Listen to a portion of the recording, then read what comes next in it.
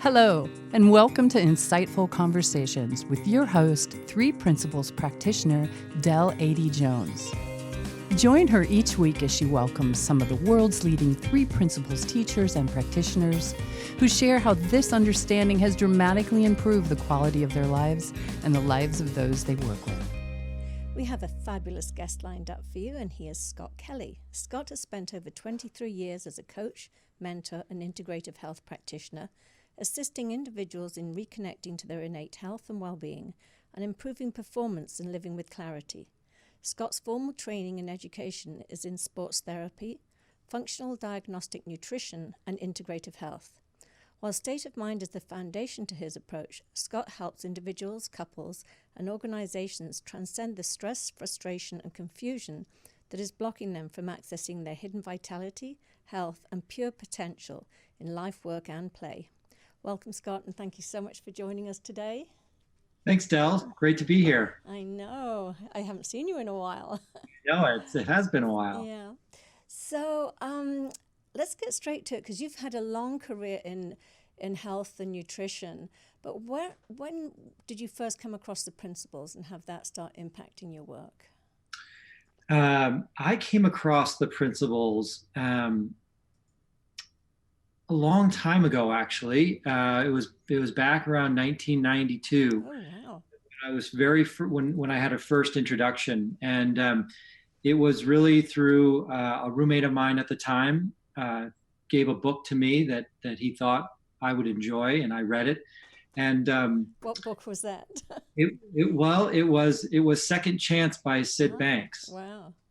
And, to be honest with you, it really didn't land for me. And I just kind of put the book up on my shelf and didn't think anything of it.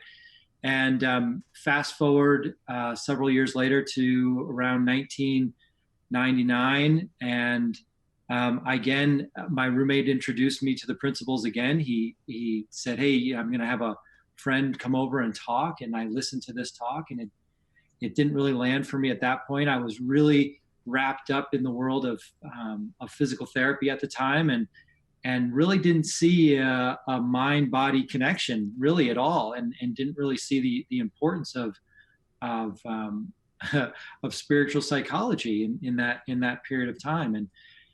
And so fast forward once again to around 2010, and I was listening to a podcast, and someone on the podcast said, "Well, one of my mentors, Dick and Bettinger, once told me," and I said, "Well, I know who Dick and Bettinger is. He was the teacher of my roommate who gave them this book." And so I went rifling through my library to try and find this book, and sure enough, I found it, pulled it off the shelf, reread it, and was just blown away. Wow. And heard something completely differently. And it was around that time that I suddenly started, I couldn't see the work that I was currently doing in integrative health. I couldn't see it in the same way. I literally got so deeply impacted by this understanding and the fact of well-being and the fact of resilience that I couldn't do the work that I was doing in the very same way. And that's really when, it's probably around 2011, 2012, when my work began to profoundly shift, and state of mind really began to be the foundation of everything that I do. Now, can you explain for our viewers state of mind when you use that term? Yeah. So when I think about state of mind, I think about the role of the fact that that moods come and they go, thoughts come and they go, and create different states of mind moment to moment. And as I started to see more of that connection between the role of state of mind and the physical body, I couldn't deny the fact that there was a really profound connection, and that only working on the physical side of things was really missing and ignoring a key element to helping people really connect to their greatest asset in health, healing, well-being, and really vitality. Mm-hmm. And so when I think of state of mind, I really think of this this really kind of, in a way, it's an operating system behind our experience moment to moment. Yeah. And really just kind of understanding that that's there, that we don't have to do anything about it, but just knowing and understanding that it's there is profoundly helpful. Mm. So you seeing, I mean, so how did your practice switch as soon as what were you noticing in your clients when you started implementing the principles? Well, it first came from me, and I think in a really natural way. I had a really profound shift. I was in a place in my own life where I was really kind of struggling. I was really overwhelmed. I was stressed out. I wasn't enjoying my career. Um, I, you know, I thought I had to change my career. I thought I had to change everything about it. I thought I was missing all these things in life, and at the same time, I had been doing a lot of work in positive psychology for several years up until that point, and and to be honest with you, I got not only so overwhelmed with my own personal experience, but really frustrated with the fact that I wasn't able to help myself, um, even having lots of tools and understanding behind me. And it was around that time when I got so deeply impacted by this understanding. And what had happened was I stopped working on myself. I literally started to kind of put all of the books away, and I put all of trying to fix myself away. And to be honest with you, I really just kind of gave up on trying to feel better. Mm-hmm. And and in a really strange way, that's when I had my first powerful insight. And it was a deep understanding that I was okay, that I didn't have to create well-being. Mm-hmm. Wow. Because I started to feel better. And I didn't know how that could possibly be, that if I wasn't working on myself and if it wasn't my job to help myself and fix myself, how could I possibly be feeling better? But I started to feel better. And several days later, I literally fell in love with life in a way that I never had before. And I thought, well, how is this possible? And the next really profound insight I had was this idea that thoughts come and go. And it doesn't sound necessarily very powerful, perhaps as I say it right now, but I didn't know that at the time. Yeah. Because had I known it, I wouldn't have been working so hard on changing my thinking and changing my and trying to get rid of all of my negative thinking all of the time, and that was keeping me so busy minded. Yeah. And so when I saw that, that's when I went back into my work and found out, wow, you know what, having conversations with people and just pointing in a direction that is already true, and helping them see the fact of how this understanding is already designed within them, that there's nothing left to do but to allow this understanding to take the wheel. And as I started to do that, what I started to find was that people, their habits around nutrition that I was working with so deeply, they began to shift more easily. I found that the tension that they were holding in their body began to shift more easily, allowing old chronic injuries to heal faster. I found that their pain levels reduced dramatically. And there's a lot of reason behind that when the mind starts to take the load off. And so I just found that as we started to have more and more conversations in this direction, their natural resilience around health and healing and well-being began to bubble through more easily. And it allowed them to trust themselves at a deeper level. Yeah.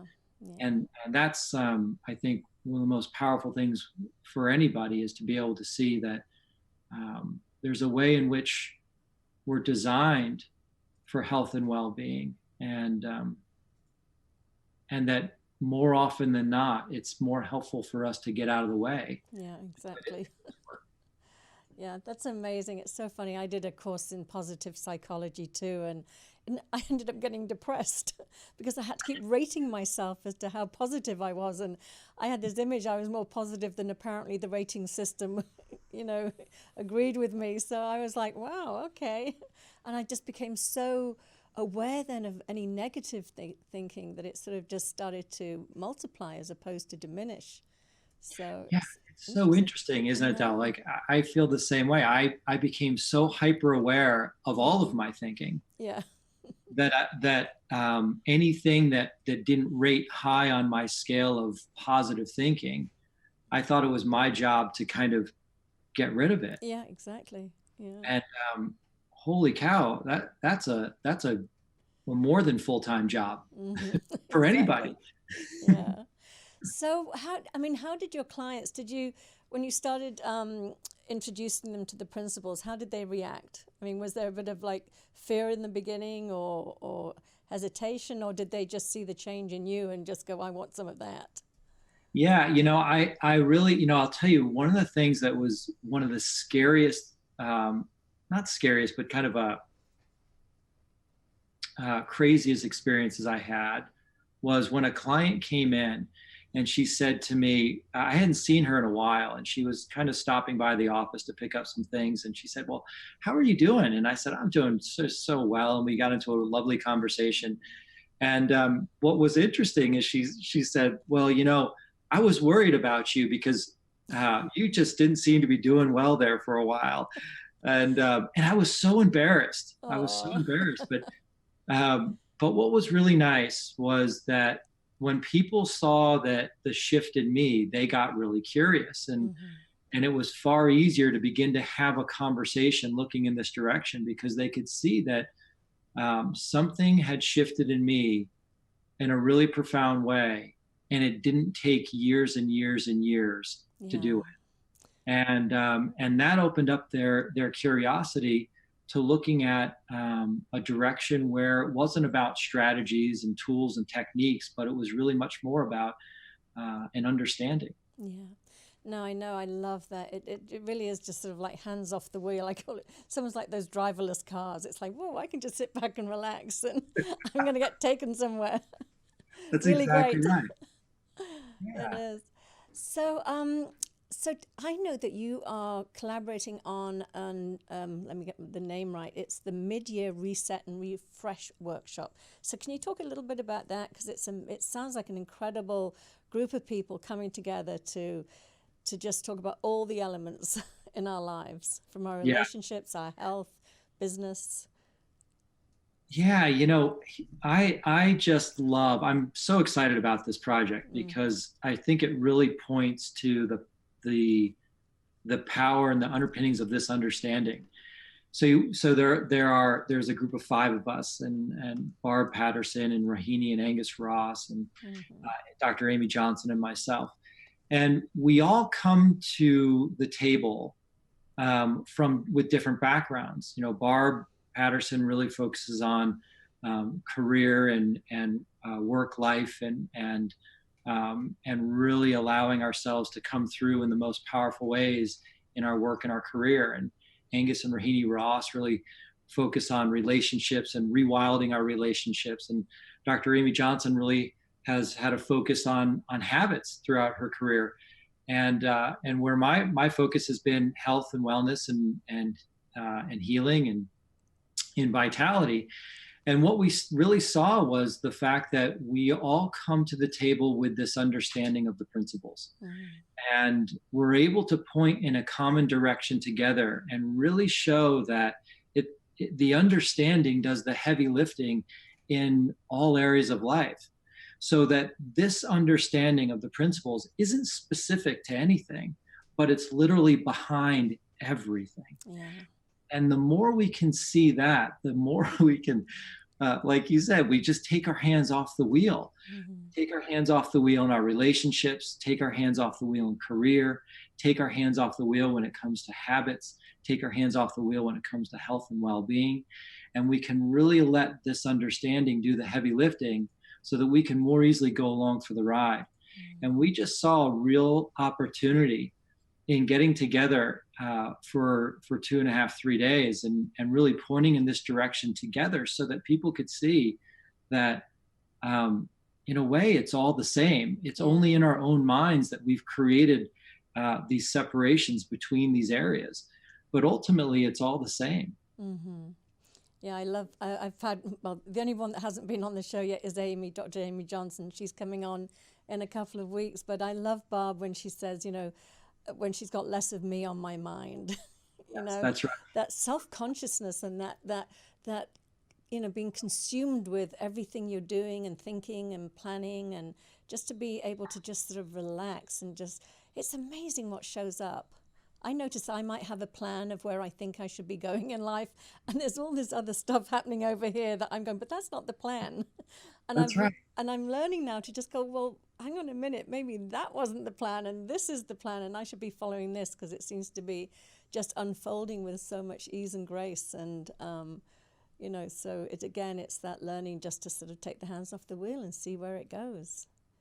Yeah, and it's so funny, Del, how we're all kind of innocently doing the best we can and thinking we're on to something, and driving that vehicle the best we can. But at some point, we all kind of wake up to the fact that there may be a better way that doesn't involve me and all of my thinking and all of the busy-mindedness that I have around where it is that I think I need to be or go, or what I need to have and do, and all that other stuff.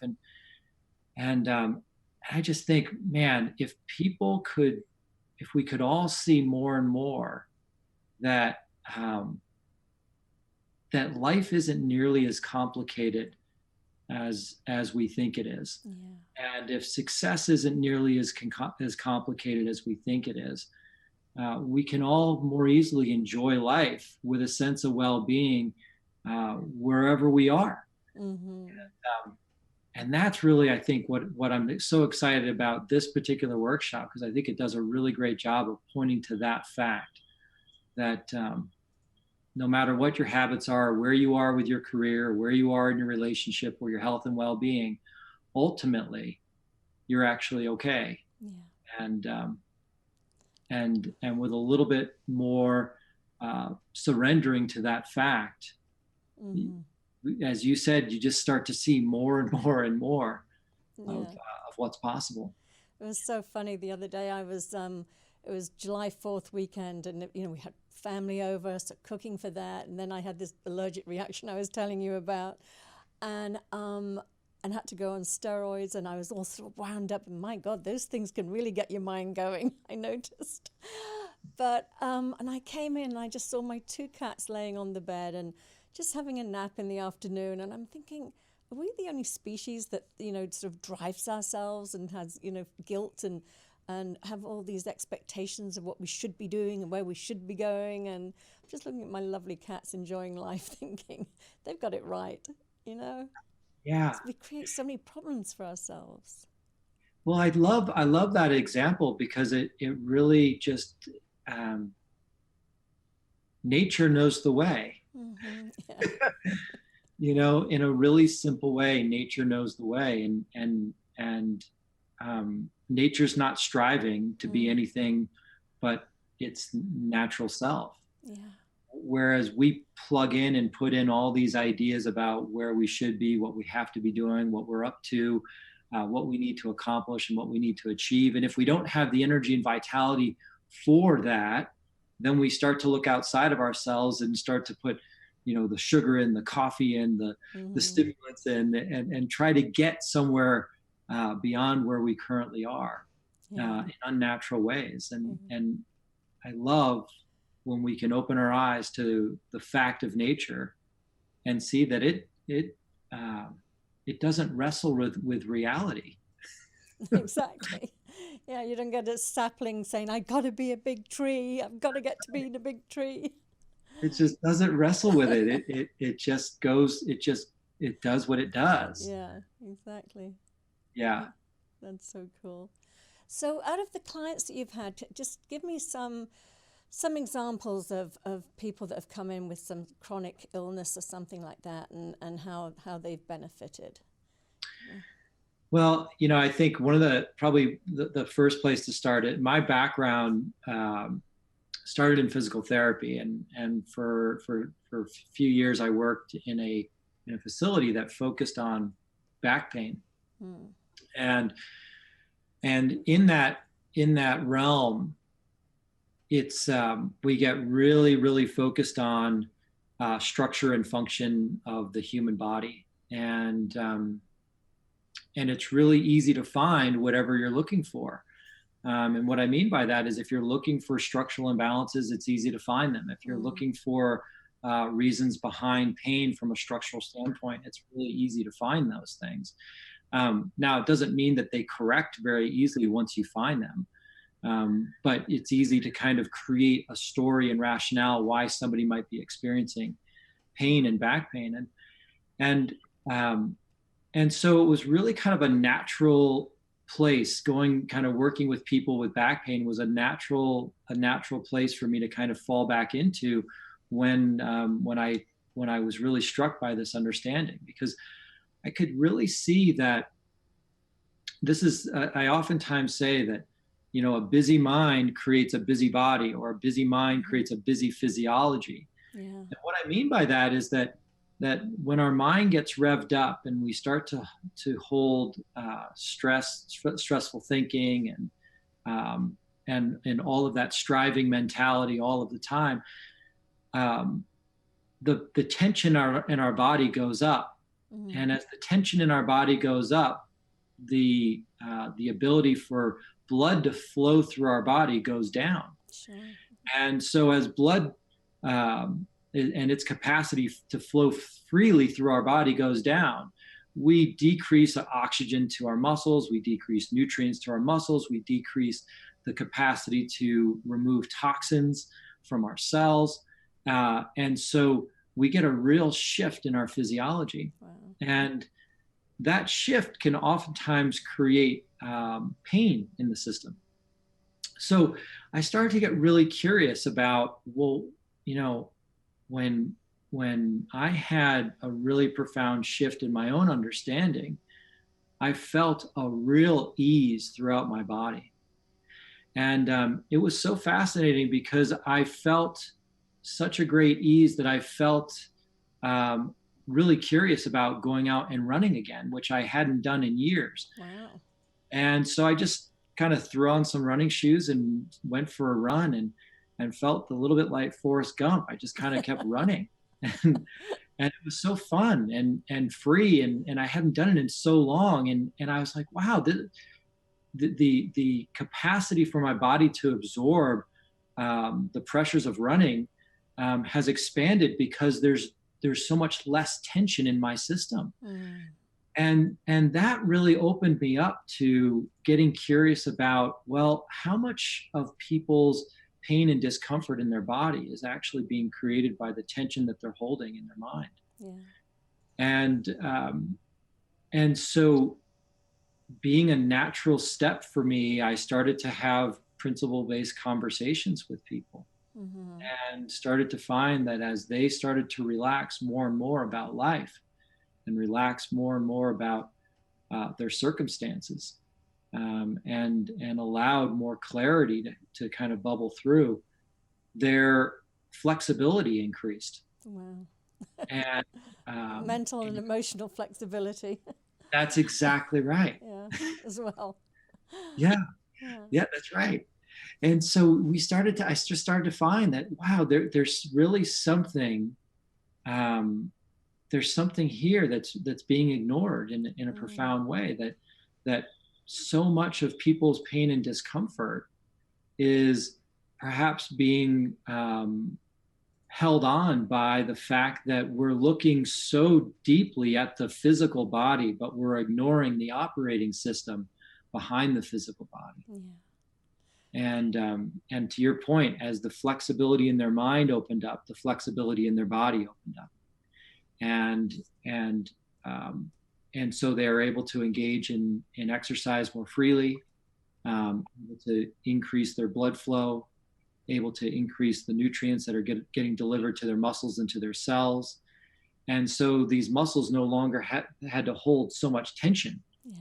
And things began to relax.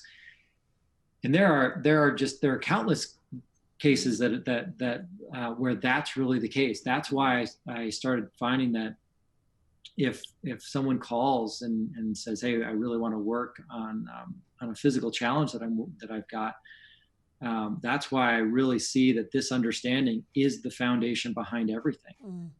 It really opens up the body to be its normal, natural, resilient self, so that healing can take place rather than focusing on the structural side of it, which is really kind of downstream. Exactly. I mean, you described that so beautifully. I'm just that's great. I mean, it's inspired me to I know, I just find that fascinating. So unfortunately, we are coming up on our time. So this is what you're going to be sharing at the weekend. So just give them the dates and the details again, so anybody wants to come in the LA area. And it's also, so we're going to be in Santa too. Monica. I'm sorry, Del, what was that? Sorry, and you're live streaming as well. Is that right? Or just... That's right. Cool.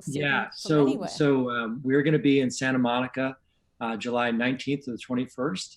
And it's a live event with the five of us, Barbara Patterson and Dr. Emma Johnson and Rahini and Angus Ross and myself, all pointing in a common direction with a focus on all of the elements of life, really: relationships, habits, career, work, health and well-being. And if you can't make it, we are going to be live streaming the event as well, which I'm super excited about, which allows people in their busy summer schedules to join in the fun as well. So should be great. Very cool. So just we have your website. Give your website again, and then people can check you out there as well. Yeah. So my website is scottkellycoaching.com. And you can jump on there, get a free vitality resource video series, and just kind of cruise around and see what you find. Sounds great. Okay. Thank you so much for joining us. Thanks, Del. It's been a pleasure. Yeah, and I will be at the live event, so I'll see you there. I look forward to seeing you there, Del. All right, lovely. Thanks. Bye-bye. Bye-bye. Bye-bye.